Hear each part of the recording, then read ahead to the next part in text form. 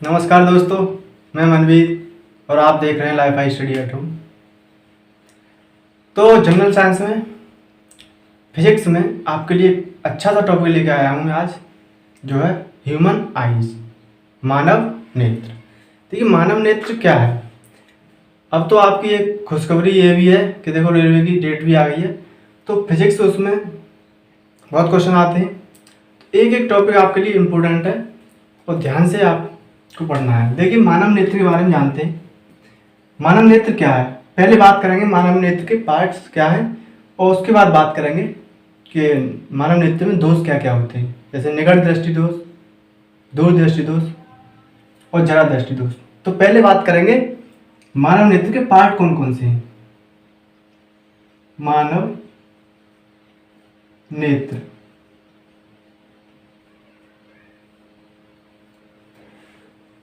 और फिजिक्स की कई वीडियो है, अगर आपने नहीं देखी तो प्लेलिस्ट में देख लेंगे। प्लेलिस्ट की लिंक डिस्क्रिप्शन में मैंने डाल दी है। देखिए मानव नेत्र ह्यूमन आई क्या होता है। सबसे पहले इसके पार्ट्स के बारे में बात करेंगे, तो बेसिक से चलेंगे, बिल्कुल धीरे धीरे समझेंगे क्या है पूरा नेत्र। तो देखो मानव नेत्र का कुछ आकार ऐसा होता है, देखो मैं बना देता हूँ यहाँ पे, ये ऐसे।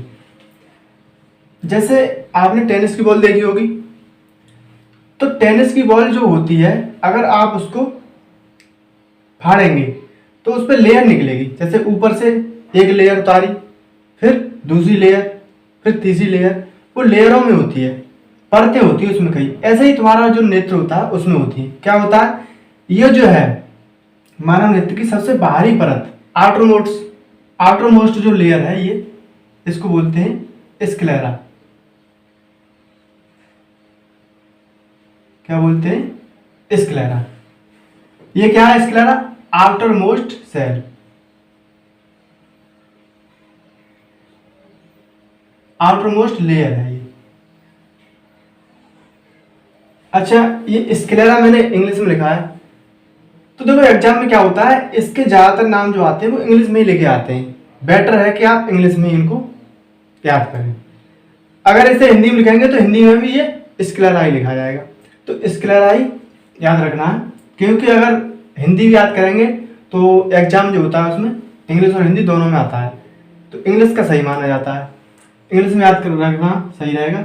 स्क्लेरा क्या होता है, हमारी जो मानव नेत्र होता है उसका सबसे बाहरी परत होती है। क्या करता है ये स्क्लेरा, ये जो बाहरी परत है इसका क्या काम है, इसकी क्या है, आंख की सुरक्षा करना। क्या करता है ये, सुरक्षा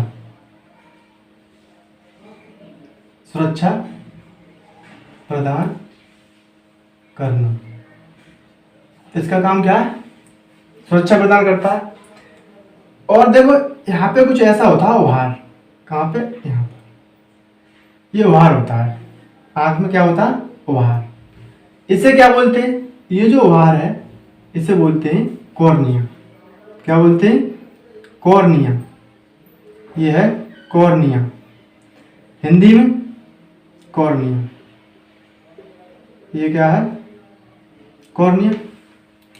आपने सुना होगा कि उसकी आंख का ऑपरेशन हुआ है, या फिर उसकी आंख जैसे ट्रांसप्लांट कराते हैं, तो जो ऑपरेशन होता है या फिर ट्रांसप्लांट कराते हैं, आप दान देते हैं या फिर कुछ भी करते हैं आंख का, तो कॉर्निया का ही दान होता है। किसका दान होता है, कॉर्निया का। अब ये तो होगी आउटरमोस्ट सेल। इसके नीचे एक और परत होती है इसके नीचे एक और लेयर होती है। जैसे यहाँ पे मैं बना देता हूँ दूसरी लेयर, मान लो ये लेयर है, दूसरी लेयर है, ये कोई दूसरी लेयर है, ये इसकी दूसरी लेयर है। इस दूसरी लेयर को क्या नाम देंगे हम, इस दूसरी लेयर को नाम देंगे इनर स्क्लेरा। क्या है ये, इनर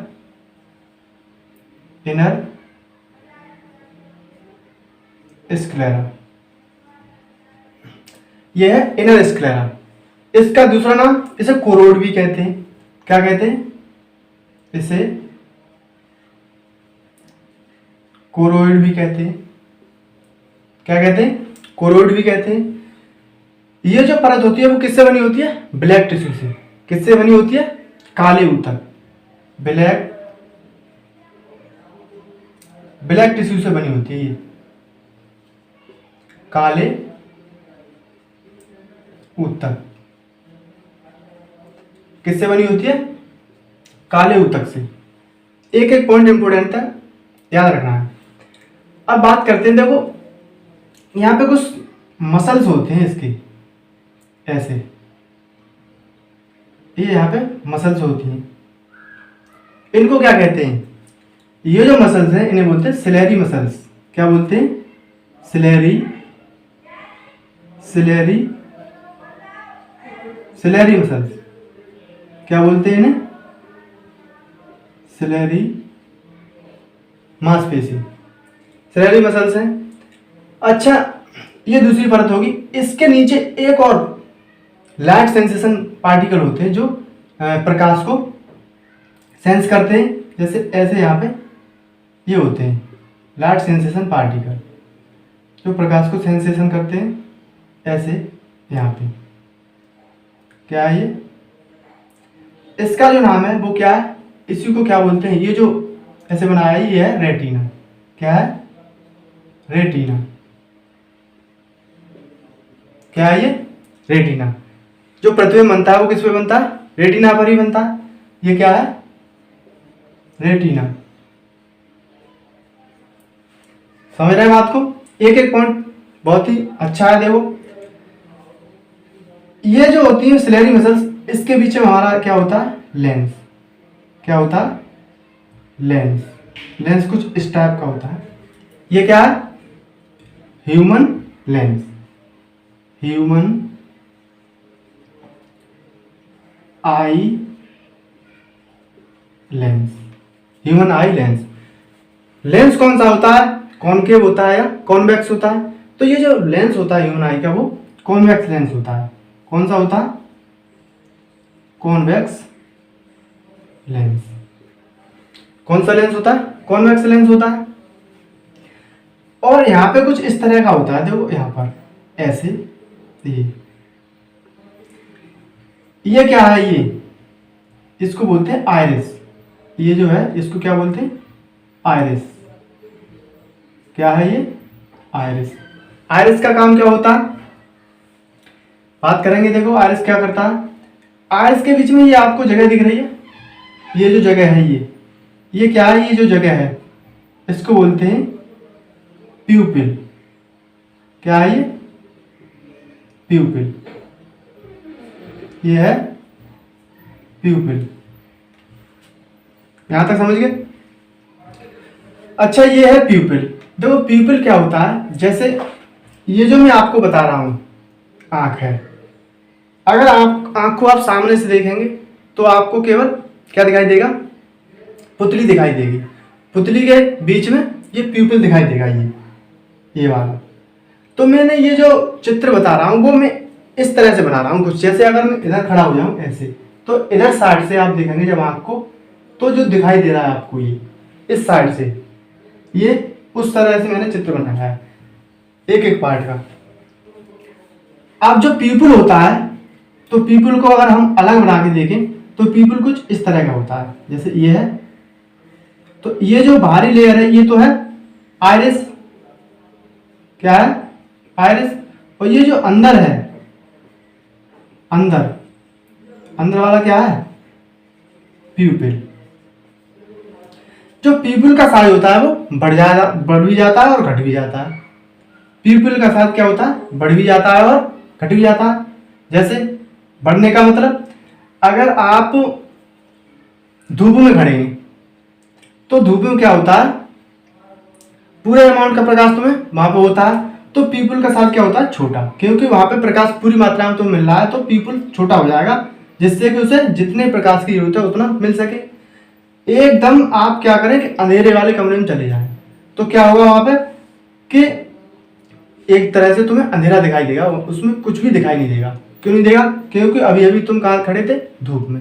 वहां पे प्यूपिल कैसा था? छोटा हो गया था। क्यों हो गया था छोटा? क्योंकि वहां पे प्रकाश पूरी मात्रा में मिल रहा था। जैसे ही आप अंधेरे कमरे में आए तो आपको अंधेरा दिखाई देने लगा। क्यों? क्योंकि प्यूपिल का साइज छोटा था।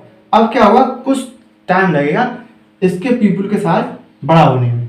तो ये प्यूपिल का साइज जब प्यूपिल बड़ा हो जाएगा मतलब प्रकाश आँख के अंदर पूरे अमाउंट में जाने लगेगा, तब आपको कुछ देर बाद दिखाई देने लगेगा। तो इस तरह से जो ये आयरिस होती है ये बिल्कुल छोटा बड़ा होता रहता है। इतना समझ गए। इसका काम क्या होता है सिलेरी मसल्स का? सिलेरी मसल का क्या क्या काम होता है? सिलेरी मसल क्या काम करती है, जैसे ये है आपकी आंख और यहां से कोई वस्तु जैसे आपने देखी, वहां से क्या आएंगी आपके इस लेंस पे किरणें आएंगी, आंख पे क्या आएंगी किरणें आएंगी। तो ये जो कॉन्वेक्स लेंस होता है कैसा होता है? कन्वर्जिंग लेंस होता है। कन्वर्जिंग लेंस का मतलब किरणों को जोड़ता है। कहाँ पे? जैसे ये हमारे रेटिना पे ये किरणें यहाँ पे मिलेंगी। कहाँ पे? रेटिना पर। और जहां पर ये किरणें मिलेंगी, यहाँ पर ये लाइट रे मिल जाएंगी, जहां पे अपवर्तित किरणें ये मिल जाएंगी वहीं पे प्रतिबिंब बनता है। तो प्रतिबिंब यहाँ बनेगा। सिलेरी मसल्स का क्या काम होता है? जैसे ये है, अगर मैं यहाँ पे रखता हूँ इसे तो मुझे ये दिखाई दे रहा है, ठीक है। मैंने दूर कर दिया तब भी दिखाई दे रहा है। तो जो सिलेरी मसल्स है इस लेंस का आकार, जैसे अभी था ये था, अब अगर कोई वस्तु आपने पास से देखी तो ये कैसा हो जाएगा? मतलब ये अभी थोड़ा लंबा था, इसे सिलेरी मसल से इसे कंप्रेस कर दिया, जैसे दबा दिया तो ऐसा हो गया। तो अब जो पास कर दिया आपने तो पास में अपवर्तित किरणें मिलेंगी। जब बड़ा था, जब सिलेरी मसल ने इसे खींचा तो ये बड़ा हो गया तो दूर बन रहा था।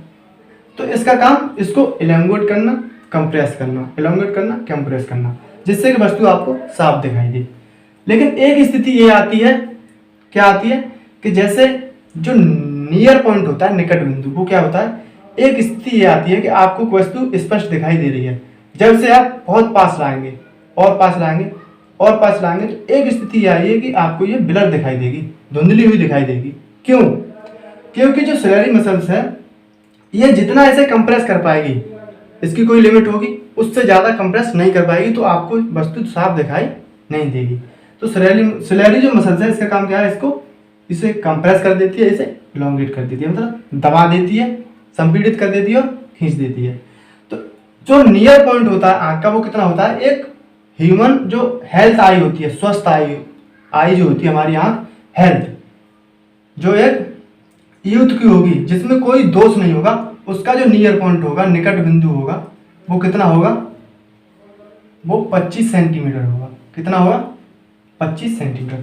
25 सेंटीमीटर से अगर आप दूरी कम करेंगे तो वस्तु आपको साफ दिखाई नहीं देगी। क्यों दिखाई नहीं देगी? क्योंकि ये जो सिलेरी मसल्स है वो अपना काम करना बंद कर देगी, उससे ज़्यादा इसे कंप्रेस नहीं कर पाएगी। इतनी बात समझ गए? दूर जो पॉइंट होता है, फार पॉइंट, दूर पॉइंट क्या होता है? दूर मतलब आप कितनी दूर तक देख सकते हैं। दूर बिंदु जो होता है वो क्या होता है? मतलब आंख से आप कितनी दूर तक देख सकते हैं, तो वो होता है इनफाइनाइट, यानी अनंत। जैसे आप सूर्य को भी देख सकते हैं, चंद्रमा को देख सकते हैं, तो ये जो पॉइंट है वो क्या है? इनफाइनाइट। आप कितनी भी दूर तक देख सकते हैं। यहां तक बात क्लियर हुई? और देखो इसमें यहाँ पे कोई एक्वेसिस नाम का द्रव भरा हुआ होता है। यहाँ पे क्या होता है? एक्वेसिस जो द्रव होता है वो क्या होता है? एक्वेसिस। और यहाँ पे क्या भरा होता है? यहाँ पे भरा होता है काचाभ द्रव, काचाभ द्रव। तो ये तो हो गए इसके पार्ट, आंख के पार्ट हुई, और कुछ तो छूटा नहीं है इसमें। यहाँ तक बात क्लियर हुई? एक बात और समझ लेते हैं। जैसे आपको पता है कि जो कॉन्वेक्स लेंस होता है, अपवर्तन के पश्चात मान लो इसकी किरणें यहाँ पे काट रही हैं, तो ये वास्तव में काट रही हैं। और कॉन्वेक्स लेंस अगर वास्तव में काटता है, वास्तव में जो किरणें काटती हैं, तो प्रतिबिंब कैसा बनता है? वास्तविक बनता है। कैसा बनता है प्रतिबिंब? वास्तविक। और मैंने आपको बताया था कि जो वास्तविक प्रतिबिंब होता है वो हमेशा कैसा होता है? उल्टा होता है। तो हमें ये जो वस्तु है, मान लो ये मेरे हाथ में मार कर, ये सीधा क्यों दिखाई दे रहा है? प्रतिबिंब कैसा बन रहा है? उल्टा। इस तरह के क्वेश्चन आपके पूछ लिए जाते हैं। एक एक बात आप ध्यान से सुन लीजिए। तो प्रतिबिंब रेटिना पे बन रहा है उल्टा, वो बन रहा है उल्टा। तो देखो क्या होता है, लेकिन वस्तु हमें सीधी क्यों दिखाई देती है? तो तो यहाँ से जो सिग्नल जाएंगे माइंड के लिए, ये जो जा रहा है ये माइंड के लिए जा रहा है, माइंड के लिए जो सिग्नल लाएंगे ऐसे जाएंगे यहाँ से सिग्नल कि माइंड इनको सीधा रीड करेगा। माइंड के लिए जो यहाँ से सिग्नल जाएंगे वो कैसे जाएंगे, इस तरह से जाएंगे कि माइंड उनको सीधा रीड करेगा, सीधा पड़ेगा, तो माइंड में जाके वो इमेज जो होगी वो सीधी हो जाती है। तो इस वजह से हमें कोई वस्तु सीधी दिखाई देती है। समझ गए। अब बात कर लेते हैं मानव नेत्र के कुछ दोष होते हैं। दोष जैसे निकट दृष्टि दोष या दूर दृष्टि दोष, उनके बारे में बात कर लेते हैं। यहाँ तक बात समझ में आई होगी, इसे हटा देते हैं। क्लियर हुआ।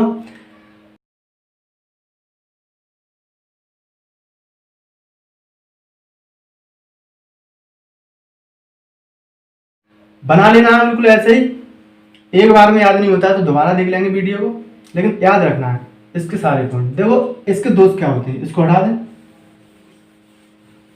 मानव नेत्र के दोष मानव नेत्र के दोष क्या है, जैसे क्या होता है कि अगर स्वस्थ आंख है आपकी, कोई रोग नहीं है, कोई दोष नहीं है उसमें, तो प्रतिबिंब रेटिना पर बनेगा।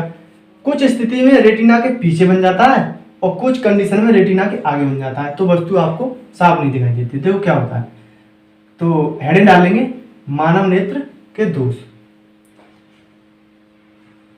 मानव नेत्र के दोष, मानव नेत्र के दोष, हेडिंग डाल लेंगे। तो सबसे पहले बात करेंगे निकट दृष्टि दोष की। सबसे पहले बात करेंगे निकट दृष्टि दोष की। निकट दृष्टि दोष, इसका दूसरा नाम भी होता है, उसे बोलते हैं मायोपिया। क्या कहते हैं, मायोपिया।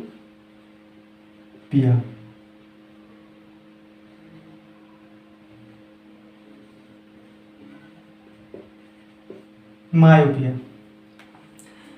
निकट दृष्टि दोष या मायोपिया। क्वेश्चन निकट दृष्टि दोष से भी पूछा जा सकता है, उसका नाम मायोपिया भी पूछा जा सकता है कि मायोपिया रोग दोष में क्या होता है, तो किसी तरह से भी आ सकता है। तो देखो मायोपिया क्या होता है, निकट दृष्टि दोष।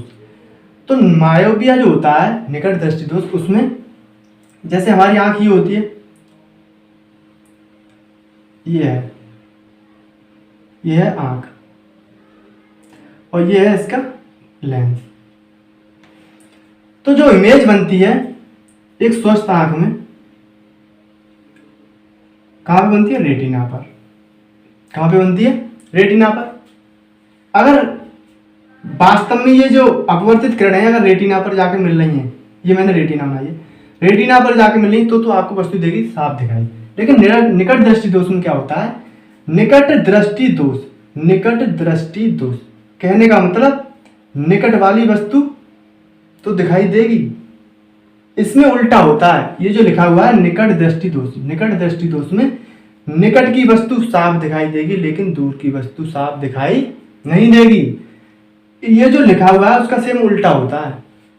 निकट दृष्टि दोष में निकट की वस्तु साफ दिखाई देगी लेकिन दूर की वस्तु साफ दिखाई नहीं देगी। इतनी बात समझ गए, भूलना नहीं है बिल्कुल। निकट दृष्टि दोष में निकट की वस्तु साफ दिखाई देती है और दूर की वस्तु साफ दिखाई नहीं देती। क्यों देती है, देखो निकट की वस्तु साफ दिखाई, ये तो था साफ स्वस्थ एक आंख के लिए। लेकिन निकट दृष्टि दोष में क्या होता है कि जो ये है आपकी आंख और ये है लेंस, जो ये किरणें होती हैं ये रेटिना पे ना मिलके उससे पहले ही मिल जाती हैं, रेटिना से पहले ही मिल जाती हैं। रेटिना पर जाती तो कोई दिक्कत वाली बात नहीं होती कि कोई दोष है या नहीं है, कोई दिक्कत नहीं होती। लेकिन ये क्या होता है, रेटिना से पहले ही मिल जाती हैं। इसका रेटिना से पहले मिलने का मतलब इसमें कोई दोष है। वो दोष किस कारण से हुआ, तो इसका जो कारण है, कारण क्या है कि ये किरणें आगे कैसे मिल रही हैं। इसका दो कारण हो सकते हैं। एक तो ये जो तुम्हारा नेत्र गोलक था, ये तो जो तुम्हारी नेत्र गोलक था, ये जो तुम्हारा नेत्र था गोलक, उसका या तो उसका छोटा हो जाना, बड़ा हो जाना, सॉरी बड़ा हो जाना, जैसे उम्र जैसे जैसे ज्यादा होती जाती है, या फिर नेत्र में जब दोष आएगा, अगर तुम्हारे नेत्र का गोलक बड़ा हो गया, क्या हो गया, नेत्र का गोलक बड़ा हो गया, तो बड़ा हो जाने पर ये तो यहीं पे प्रतिबिंबित होने लगी है, किरणें दोनों यहीं पे काटने लगी, तो प्रतिबिंब यहीं बन जाएगा। तो पहला कारण लिख देंगे नेत्र गोलक का बड़ा हो जाना, नेत्र गोलक का बड़ा हो जाना। दूसरा कारण क्या हो सकता है निकट दृष्टि दोष का, जो लेंस की कन्वर्जिंग पावर है, मतलब इसको जोड़ने वाली, किरणों को मोड़ने वाली जो पावर है वो अधिक हो जाना, हाई हो जाना। दूसरी क्या है, high converging power of lens, high converging power of lens, lens की कन्वर्जिंग पावर हाई हो जाना। कन्वर्जिंग का मतलब ये किरणों को ऐसे करता है, जैसे यहां से किरणें जा रही हैं इनको मोड़ता है, तो ये अधिक हो जाना, ये कारण हो सकते हैं। इतनी बात समझ गए आप कि निकट दृष्टि दोष में क्या होता है, निकट की वस्तु साफ दिखाई देती है और दूर की वस्तु साफ दिखाई नहीं देती है। समझ गए, बस किरणें कहां पे मिल रही है, रेटिना से पहले ही मिल रही है, इस वजह से निकट की वस्तु साफ दिखाई दे रही है। कारण क्या है, नेत्र गोलक का बड़ा हो जाना, और जो लेंस है उसकी जो मोड़ने की क्षमता है, किरणों को मोड़ने की जो क्षमता है वो ज्यादा हो जाना। अच्छा, निकट दृष्टि दोष अगर हो गया तो उसके निवारण कैसे करेंगे आप, उसको सही कैसे करेंगे, इसका इलाज कैसे करेंगे, तो उसके लिए आपको क्या करना पड़ेगा कि जैसे ये तो था आपकी आंख, ये है आपकी आंख, क्या करेंगे हम इसमें एक और कॉनकेव लेंस लगा देंगे। क्या कर देंगे, कॉनकेव लेंस लगा देंगे। जैसे यहाँ पे चित्र में बता देता हूं, इसके निवारण में क्या करेंगे, निवारण कारण हो गए, और मान लो यहाँ पे करना है इसका निवारण, निवारण तो निवारण में क्या करेंगे, जैसे ये है आंख, ये है आंख और ये है इसका लेंस, तो हमने यहाँ पे एक अवतल लेंस लगा दिया। क्या कर दिया, अवतल लेंस लगा दिया। इसकी कन्वर्जिंग पावर जो थी, इसके मोड़ने की जो पावर थी वो ज्यादा थी, तो हम क्या करेंगे, इसको थोड़ा डाइवर्ट करेंगे, किरणों को थोड़ा डाइवर्ट करना पड़ेगा, क्योंकि अभी ये जल्दी मोड़ रहा है इससे पहले, तो थोड़ा किरणों को डाइवर्ट करना पड़ेगा, थोड़ा फैलाना पड़ेगा। उसके लिए क्या किया हमने, एक कॉनकेव लेंस लगा दिया इसके आगे, या फिर आप चश्मा पहनेंगे तो उसमें कॉनकेव लेंस लगाएंगे, तो ये जो काम करेगा वो क्या करेगा, जैसे यहां से ये किरणें आई दो, कॉनकेव लेंस क्या करता है, जो अवतल लेंस होता है वो क्या करता है, किरणों को फैलाता है। तो इसने क्या किया, इनको ऐसे करके थोड़ा सा फैला दिया। क्या कर दिया, थोड़ा सा फैला दिया। अब क्या हुआ, अब थोड़ा सा फैल गया तो ये किरणें अब कहां पे जाके मिली, रेटिना पर जाके मिल गई यहाँ पे। तो उससे क्या होगा, वस्तु आपको बिल्कुल साफ दिखाई देने लगेगी। रेटिना पर जब मिलेंगी तो प्रतिबिंब कहां पे बनेगा, रेटिना पर, और वो वस्तु कैसे दिखाई देगी, साफ। तो निवारण में आप लिख देंगे, लिखना चाहें तो याद रखना है वैसे कि निकट दृष्टि दोष को दूर करने के लिए हम अवतल लेंस का प्रयोग करते हैं, जिससे वस्तु साफ दिखाई देने लगती है। यहां तक बात समझ में आ गई। बात करते हैं दूर दृष्टि दोष की। दूर दृष्टि दोष क्या है, इसका उल्टा है बिल्कुल, दूर दृष्टि दोष।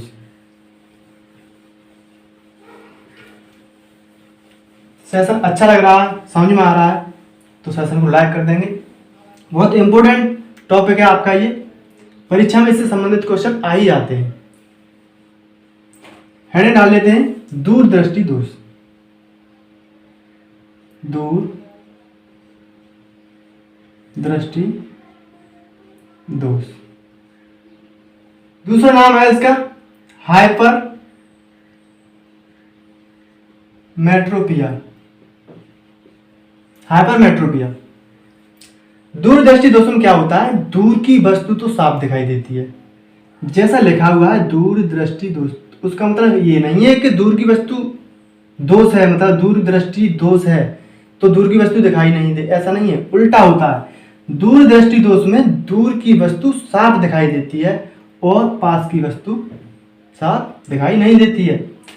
दूरदृष्टि दोष में क्या होता है, दूर की वस्तु तो साफ दिखाई देती है लेकिन पास की वस्तु साफ दिखाई नहीं देती है। दूरदृष्टि दोष में होता क्या है, तो क्यों होता है ये दोष, किस कारण से होता है, दूरदृष्टि दोष के कारण क्या है, क्यों हो जाता है।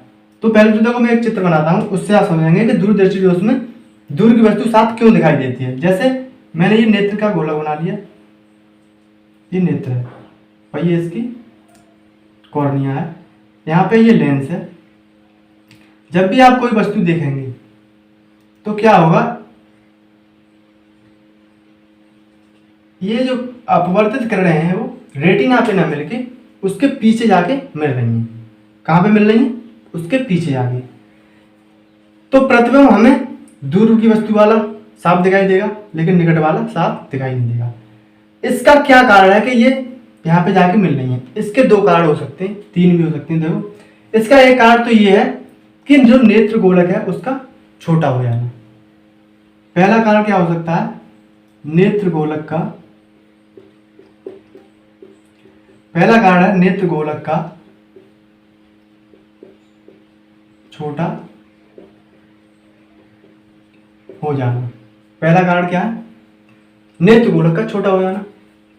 दूसरा कारण क्या हो सकता है, जो तुम्हारा लेंस है उसकी जो कन्वर्जिंग पावर थी वो कम हो गई, वो इसको मोड़ नहीं पा रहा, इसको कन्वर्ज नहीं कर पा रहा।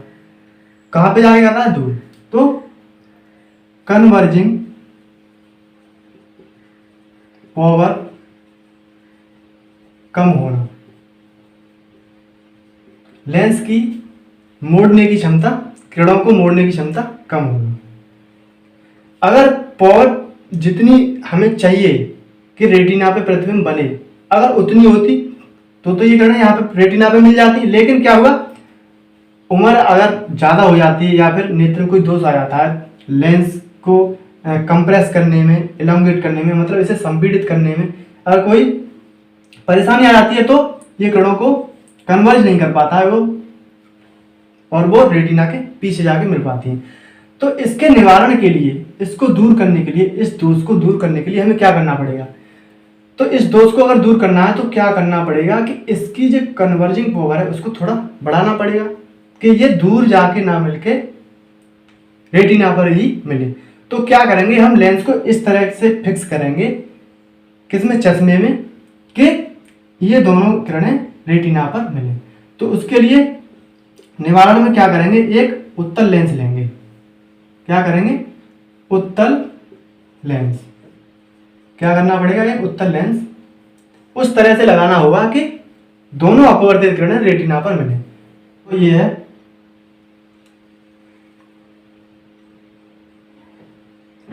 ये रहा आपका लेंस, ठीक है। और एक लेंस हमने यहाँ पे उत्तल लेंस लगा दिया। ये कौन सा लेंस है, कॉन्वेक्स लेंस। कॉन्वेक्स लेंस लगा दिया। कॉन्वेक्स लेंस क्या करता है, किरणों को मोड़ता है। तो जब इस पे किरणें आएंगी तो ये क्या करेगा, थोड़ा इसको, मान लो यहाँ तक आई, तो ये क्या करेगा, मोड़ेगा, किरणों को मोड़ेगा। देखो यहाँ से कितनी चौड़ाई में थी, थोड़ा मोड़ दिया, ये और मोड़ देगा, तो ये दोनों किरणें ऐसे फिक्स होंगी कि ये इसके रेटिना पर जाके मिल जाएंगी। और रेटिना पर जब मिलेंगी तो प्रतिबिंब जो बनेगा वो कहाँ बनेगा, रेटिना पर ही मिल जाएगा। तो दूरदृष्टि दोष के निवारण के लिए हमें क्या करना पड़ेगा, एक उत्तल लेंस का प्रयोग करना पड़ेगा और वस्तु आपको साफ दिखाई देने लगेगी। यहां तक बात क्लियर हुई। एक और रह गया इसमें, जरा दृष्टि दोष। जरा दृष्टि दोष क्या है, जरा दृष्टि दोष में ये समझ लो आप, ना आपको पास की दिखाई देगी वस्तु और ना आपको दूर की दिखाई देगी। ये कब होता है, ये जब होता है जैसे एजेड जो लोग होते हैं, बुढ़ापा आ जाता है, तो क्या होता है, जो मैंने बताया था यहाँ पे सिलेरी मसल्स जो होती हैं, यहाँ पे सिलेरी मसल्स होती हैं। सिलेरी मसल्स का काम क्या होता है, इस जो लेंस है इसको दबाना और खींचना। क्यों, क्योंकि वस्तु जब पास होती है, जैसे वस्तु पास में है, तो इसको इस तरह से इसे दबाना होगा इसको कि उसकी फोकस लंबाई उसी तरह की बने कि उसके रेटिना पे जाके प्रतिबिंब बन जाए। अगर दूर है तो इसको खींचना पड़ेगा, ये खींच लेंगे और ऐसे फिक्स कर देंगे कि प्रतिबिंब रेटिना पर बन जाए। लेकिन जब ये सिलेरी मसल्स अपना काम करना बंद कर देती हैं, जब काम करना ये बंद कर देंगी तो लेंस ना कंप्रेस होगा, ना खींचेगा, ना इलॉन्गेट होगा। तो वस्तु अब अगर पास है वस्तु और ये इसको दबा नहीं पा रही तो पास की भी दिखाई नहीं देगी, और दूर है वस्तु तो ये इसको खींच नहीं पा रही तब भी दिखाई नहीं देगी। तो उसके लिए क्या करना पड़ेगा, तो आप पहले इसे हटा देते हैं, हेडिंग डाल लेंगे जरा दृष्टि दोष, प्रिस्बोपिया, जरा दृष्टि दोष।